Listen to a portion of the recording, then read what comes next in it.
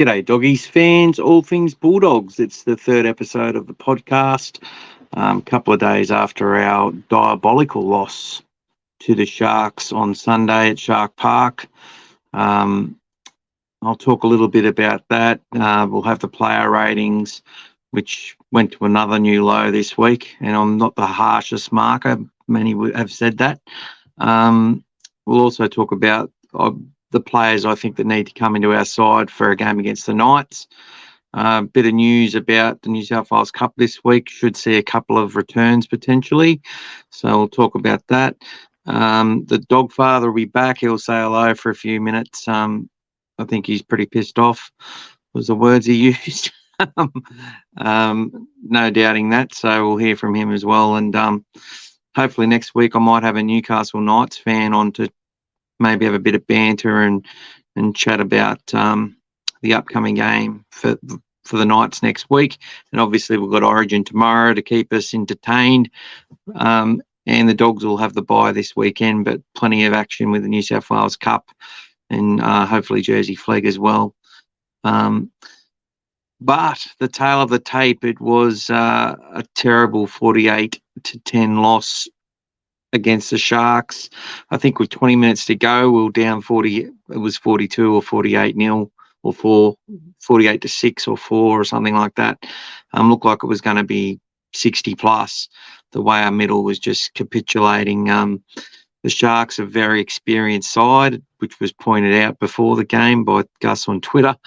Stuff I've been talking about, but talk a little bit about that as well. We had it seemed with all the press conferences and Gus's tweet highlighting some real facts about our team at the moment. We are the youngest side, debuted the most amount of players this year, used more players than any other team.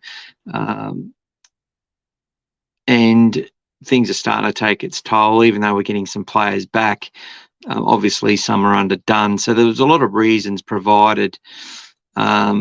But it actually just gave more fodder to the doubters, the people that aren't convinced that we are heading in the right direction. And there's a couple of people after that performance, or more than a few, who are starting to, make some noise and talking about destabilisation of the current board and all that sort of stuff. But I think the best way to silence those people is for the club to put in some better performances and to start making tackles, because, I think they've missed about 120 tackles in the last 2 weeks alone. The crux of the matter, I felt, was the first root cause is that there's some underlying issues in the middle which have been targeted by opposition teams, probably from really seen a lot of it from round 10 in Magic Round. There were some floggings when we had players sin-binned and lost our wingers in the first 10 minutes, and I don't really look into those games much because the effort was there. A few of the guys there, yes, on Sunday looked like they were missing in the head, and I'll talk about that when I put the ratings up. We also had the situation where a lot of our players, especially the smaller ones, and there's a lot of smaller players in our team, as well as being young and inexperienced, they're not the biggest guys. They're not seasoned enough. And they're being singled out in the middle. Our hooker's being singled out, and there's just the gaps around the middle of the field just seem huge in our side. And the guys aren't getting their timing right coming in with the 2 and 3 men in the tackle. Earlier in the season, we had a lot more numbers into the tackle. The wrestle was really good. But one thing I noticed from round 10 off that first hit up of the game where they kicked and scored the Raiders in Magic Round was when Corey Horsburgh made 20 or 30 metres post-contact, he ran straight off a quick play. The ball ran straight at Jacob Preston. Tavita was slow to the engagement. So was Brayman Fatala-Mariner, I think. And he made like 20, 30 metres post-contact. Now, previously, the player that'd get hold of the ball would sort of try and fall and bring a player down. But with the focus on the hip drop, that's sort of gone out of the game. It's like it's disappeared, but I think teams actually aren't sort of sort of falling and losing their feet and falling to bring a player down anymore, and it's making the ruck a bit faster in doing so, and a team like ours just is not handling it. It cannot be understated when you're missing out on Matt Burton's kicking game. Obviously, a lot of what we do comes off the back of that extra 20, 30 metres he gets per kick. Even when it's a poor set, he often can turn it into a good set if you can get a good enough play of the ball. The likes of Hayes Perham have been, that's been one of his good things, is that he gets in there and does that Dylan Edwards Tedesco run on the fourth, and gets a pretty quick play of the ball away, which is something he needs to do, and he does that. And Matt Burton is often able to get a really big kick away. There's time for the defensive line to get down there in numbers and reduce that kick return meters. But the kick return meters on the weekend were just sensational for the Sharks, dismal for us. And that's because we gave them possession on the full about, I think, at least 10 times. And they were starting their set from the 35, 40 metre mark, and we were just backtracking. So, look, the holes in the connection, the lack of connection, the lack of cohesion in the middle, I'd put it down to two things. There were some players who weren't there mentally. There's some fatigue out there, obviously, but there's just too much youth in amongst the side. And while youth does bring exuberance and enthusiasm at times, once the grind sets in and you have a lot of those young players there, they can, what I think can happen is there's a lack of trust and cohesion in each other. And they start ball watching, they start, worrying about the guy outside them because they don't trust them, and it sort of halts their motion temporarily, and that's all it takes. And then when you have a few players doing that, the domino effect is big, massive gaps, and then you have, I guess, the most difficult part of dealing with what happened on the weekend was it wasn't just the post-contact, which has been bad for weeks. It was the fact they were just falling off the tackles as well, like the white flag was up. And the club sort of talked a little bit about, like, they put the white flag up during the week, trying to speak to fans to help fans that are sort of probably really frustrated and making a lot of noise at the moment, sort of talking to them, I think, to say, hey, we're a young team, we're playing a team that's really experienced, probably temper your expectations. But I think sometimes that can go against, I think that gives the players potentially reason to fail when they need to be held accountable so that they know what the minimum standard is. I'm sure they are doing that behind the scenes, but I think it just gives more fodder to the haters, and that's something that I would look at. But anyway, Gus is Gus. He's going to go about his business the way he sees fit, and whether people like it, love him, hate him, it doesn't matter. He's always been the same, and I think he's done a lot of good for the club. There's always going to be things that people don't agree with, me included. But I don't have the pressure that he does. So put it that way. So I'll put the ratings up now. It really was pretty diabolical what was going on the weekend, but my lowest rating so far. So here they come. So there you go. We've got Hayes Perham. You'll see him in a moment. His lowest rating of a 4. Didn't compete for the ball. He's been put back to centre in that game. May lose his spot. Carraz improved. Jake, nothing went right for him, although he was moved. Great tackle he did on Hines. Alamotti, I thought was pretty solid. Burns, bad mistake in his own end. Oluwapu missed too many tackles, but I can't blame the kid. Full of courage out there. Marnie missed way too many tackles, and he looked a passenger out there. Ockenbaugh, as much as he tried, he didn't run the ball enough, didn't help enough. Preston did his job yet again, was fantastic, and little Moran may even get player of the week this week, I'm not sure, but he was outstanding, and his try was really, really good. Franklin Pele, I felt they brought him on after 60 when the heat was out of the game, and I thought that he did a pretty good job, and I hope that he stays in the top 17 and maybe even gets a start soon. I'd really like to see that, because I think that he needs to play in that intense environment, in my opinion, and the opinion of others. Like at the start of the season, I was dead set against it, but now I think that they're behind the eight ball. They need to sort of get some things happening, and I wouldn't mind seeing that happen with Franklin Pele. So it was pretty diabolical, the ratings. He couldn't rate anyone too highly, but Jacob Preston and Curtis Moran, absolutely champions, and I hope they maintain their spot in the squad. But a player like Moran, who's just giving it his all, getting knocked down, coming out in attack, busting himself for a little guy, getting isolated in attack, in defence as well. He was getting isolated as well as Marnie and a few others. They really need the big boys around them to do their job, and they just didn't do it. I thought Patolo was all right in his first stint. It was like he was the only one sort of trying. Tavita's first stint was diabolical. Tavita's talked about that before, where he's not in the game. It's just part of his personality. It's as if he felt that he let the side down so badly trying his heart out last week. He was trying his heart out, but he did some stupid stuff, and that's the sort of return you get. That's the response, is that he just, packed up his toys and went home.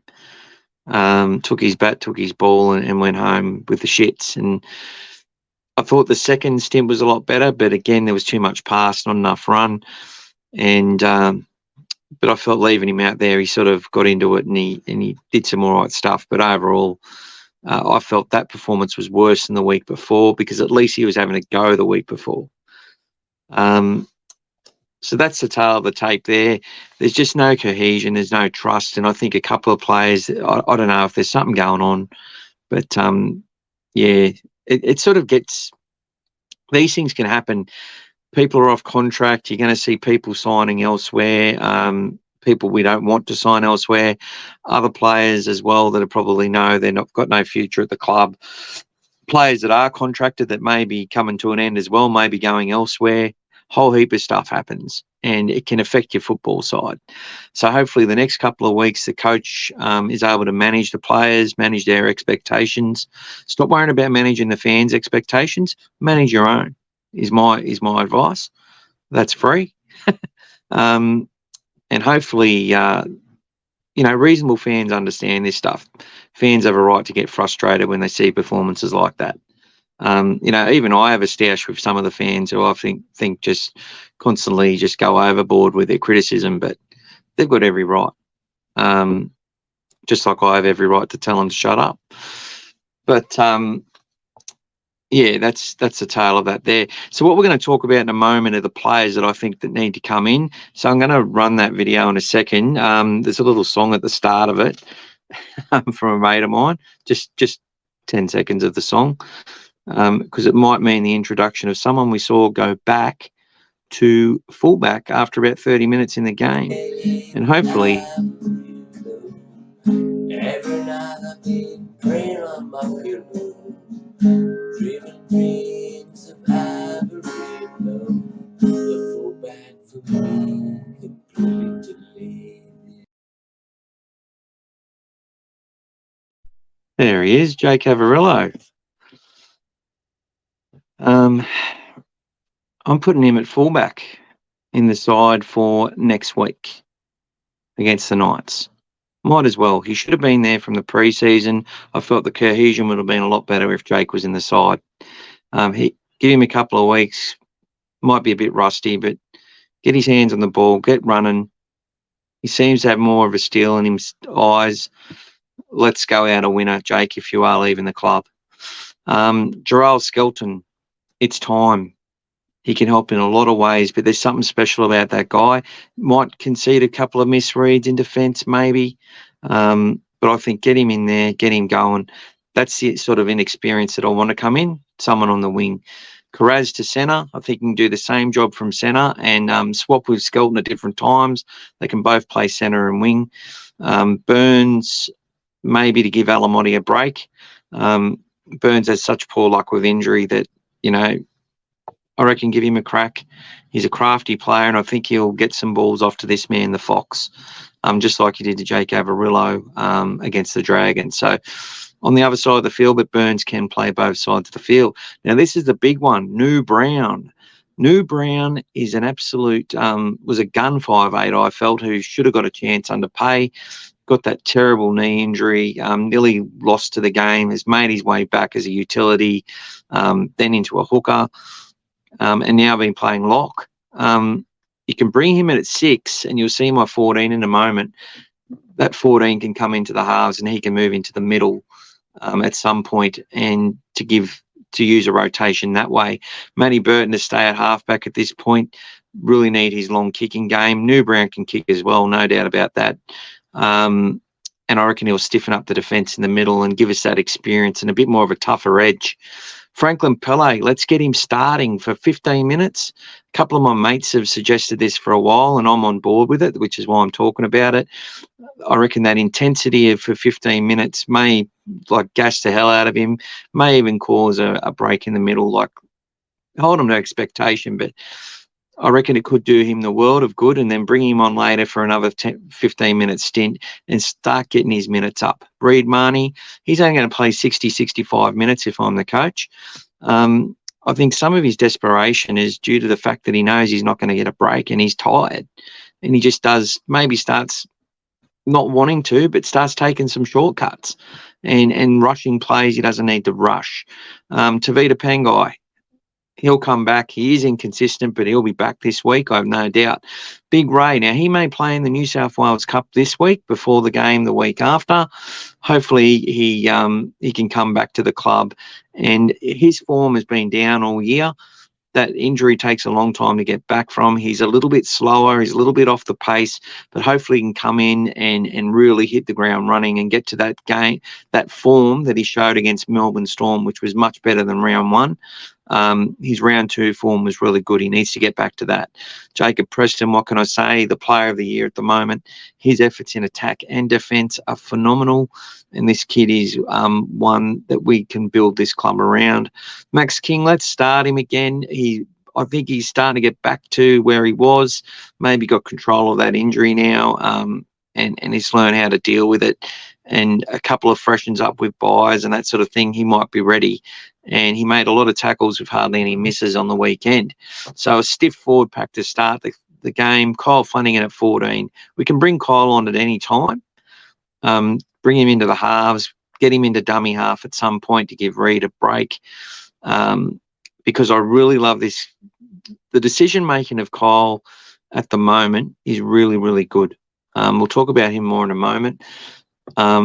Sutton, I think it's ready to get him back. He is a professional bench player, and at the Raiders did a great job off the bench. Let's get him doing that at the Bulldogs and get his confidence up that way. Patolo back to the bench to add impact. I felt his first 20 minutes was good. Now let's get Pele into that role now and get Patolo coming off the bench, adding really good impact. And Curtis Moran, what an absolute champion. Need his impact off the bench again. Did a good job in the middle, but we need a few more bigger bodies there, I think. So that's pretty much the team. For 18th man, I've got Katoga. Get him in with the side. I think he's an option going forward. He's been he was playing on the right edge. Now he's going to playing some bench, and he's coming into the middle a fair bit as well. And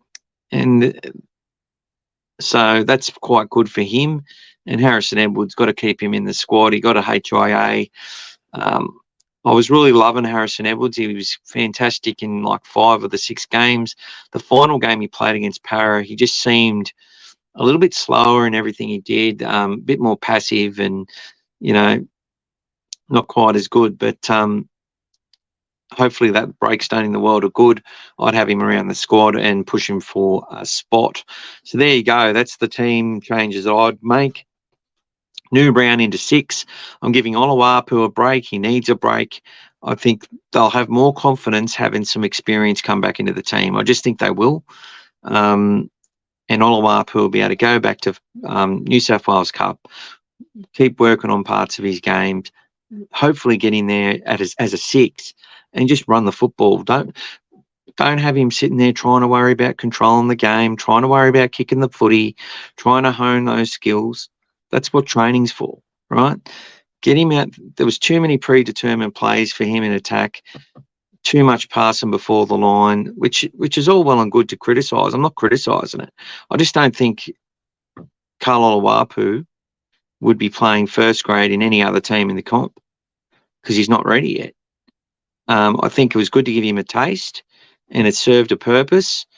And the main purpose that it served, I believe, is that it's made Kyle Flanagan, we've found his position. Now, Gus said he's always thought he was a hooker. Well, it was the first I heard of it. And I was like, well, he can tackle, but he's got no running threat. But that's the difference. He actually does. So when he's playing around the middle against fatigued people, he takes really good options when he's playing with instinct. He's obviously got a really good rugby league brain. And when he doesn't have to think too much about it, he just goes in there and plays by instinct. And he's been picking a lot of the right options. Now, obviously, that's in a much slower sort of environment in New South Wales Cup. But we saw by that try at dummy half that he got. That come from the experience he got at hooker, no doubt. And he saw an opportunity. He just went for it. And we haven't seen enough of that from Kyle. He did ask a lot of questions too, which he can do from time to time. Kicking game, not really good enough. Too many failures there. Same with Oluwapu, really not good. Marnie kept going to Oluwapu when they were in his face and he was under pressure, and he should have went left a lot more than he did when he went right. And I think it just made it harder on Karl Oluwapu. I think it's made it harder on Hayes Perham from an attacking point of view. But Hayes Perham, I'm giving him a break as well, because when you don't compete from those balls, when they're imperative, when we need everything to go right, and we're still in the game at that point, and you don't jump or you leave it for someone else, it's just not competing. And there was times there where he actually got to the defence in the middle. He doesn't get under the ball. He's just sort of ineffective. He needs to be more effective in defence. It's been a bridge too far for the guy. I think they've given him a real opportunity. It's not his fault we're losing. He's had some moments where he's contributed to losses, yeah, but so do all players at different points. I just think it's time to Stephen Crichton's coming next year. Unless they unearth Wilson, who I'd also consider for the fullback role. Stephen Crichton will be playing fullback, and it's looking like we may lose young Jakey, which is my favourite player, and I'm pretty sad about that. But I would get him in there and see what he can do for the team. We've got nothing to lose at this point, and we had nothing to lose last year, and we got some success. We got some smiles on the faces again, and we had some hope. We're on 5 wins. We're in a better position as far as the points table is concerned. We've got 9 games and 2 byes. So a possible, 22 points to add to our current 12. That'll make the 8. I think 32 will be the cutoff this year. But we're not going to make the 8. But that would if we won every game. But it's, I don't think we'll be lucky to win 3 games. And hopefully we can. So that I think bringing back experience will bring some confidence in the middle. I think we might see a bit more cohesion when they go about things, a bit more size, a bit more power early. And hopefully, I harped on about this last week, we need to see the team really play with poise and build some pressure when they've got the opportunity. Too much rush stuff, too much Hail Mary stuff, too much Hollywood stuff. Let's get in there and grind, play dogs of war, hit hard, tackle hard, run hard, chase hard. That's what the fans want to see. And we know we've got the excitement in us. We know we've been on the canvas and got up before in games. Cowboys and Titans on the canvas. Could have been 3 wins this season. But we won those games against all odds after being so down and out. And we've got it in us to play the entertainers. So this team, this youth coming through, and that's another thing. There is a lot of good stuff coming through.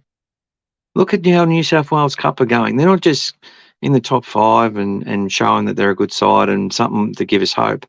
They're on top of the table. They've had numerous changes. They've brought in heaps of flag players. They've had people in and out with all the injuries, and they just continue to win because they're full of quality players, both young and experienced. Now, there are a lot of mid-tier players in that may not turn out to be NRL first graders, but they're really good at that level. But they've got the pressure coming through, which is making them all play better.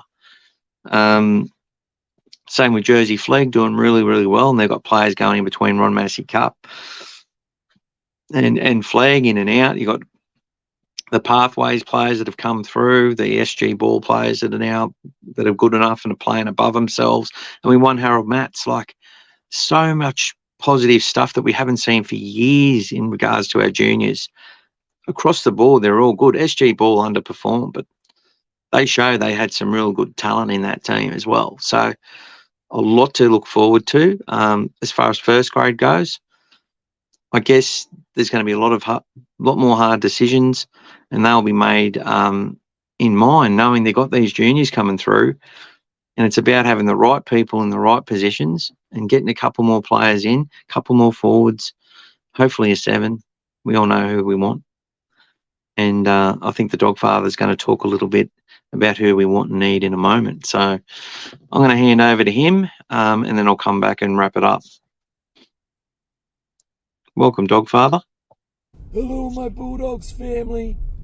If you thought I was pissed off last week, well, I'm sure you can imagine how fucking disgraced I am today.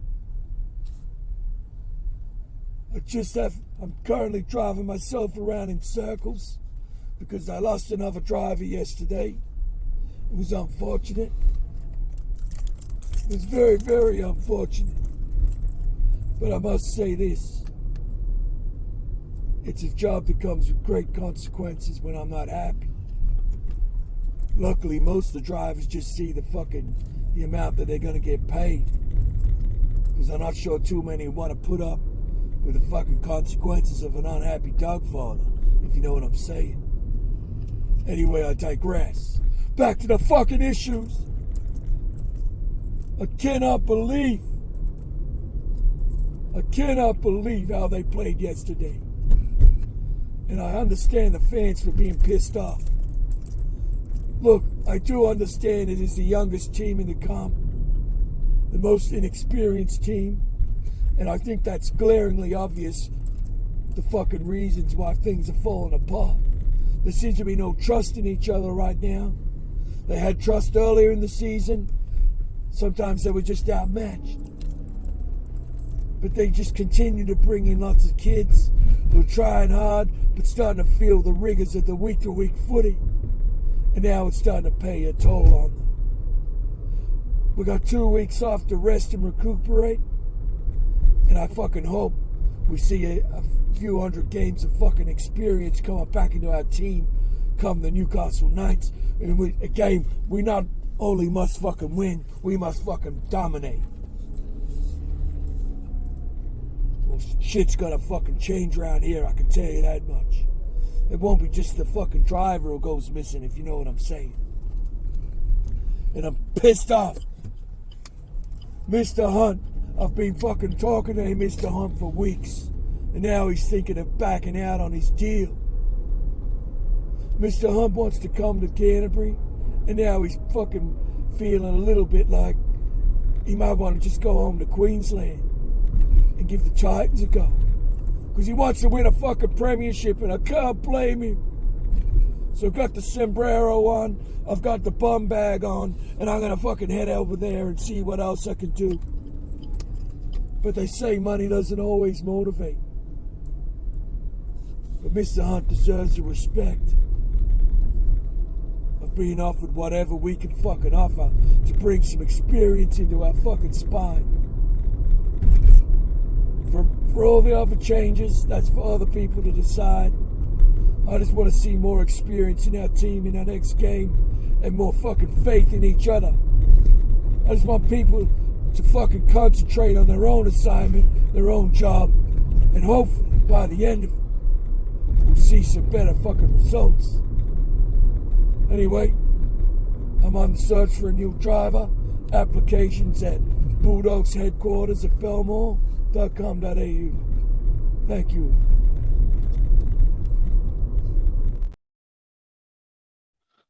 Oh my God, I should put a disclaimer on that. Explicit lyrics or whatever it is, but this presentation isn't made for kids. So anyway, thanks to everyone for listening in. The subscriptions are going well. I can't believe 500 people have subscribed and so many people say hello and give their comments. I'd like to hear about everyone's players that they would bring in and your reasons why as well. I think that's important. Why would you bring that player in? Killing it in New South Wales Cup is obviously a reason, but how are they going to help the team? But interested to hear. Just want to say thanks again to everyone who's tuned in, and hopefully we might even see another head on here next week from a Newcastle fan or something like that. Got a couple of mates who are Newcastle fans who know a lot about footy, so could be some interesting banter, a couple of smart asses, and that sort of thing. Anyway, have a good one, and thanks for tuning in, and go the Dogs.